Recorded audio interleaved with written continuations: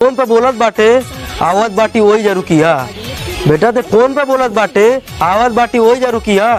चमार से भीड़ मत रे बेटा, अधुराइल पड़ जाए महंगा ना तो तोर बापा तो लात पुकी है। करंट लग जाई बहुत बड़का बवाल हो कि छुअले पर करंट लग जाई बहुत बड़का बवाल हो।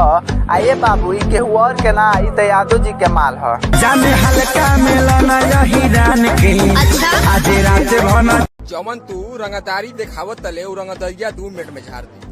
जवन तू रंगदारी दिखावत तले तो रंगदरिया 2 मिनट में झाड़ दी। अरे बेटा हम राजभर हई बीच चौराहा पे गोली मेरे पावर होला खाली राजभर के जाती मेरे।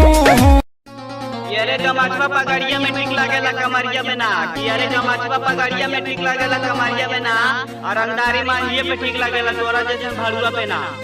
कौन रंगदार हो बोलाऊ अपना यार के ढेर जदी बोली तो पार बन जा।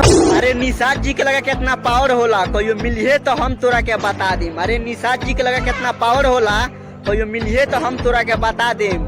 अब बिन जी से गद्दारी करते रे बेटा, शांत हो जो जामना सिस्टम से आइल बड़े नु वही सिस्टम में। अरे बिना से जवा रंगदारी बतियाई तो डीजे में धास के मुंह दी हल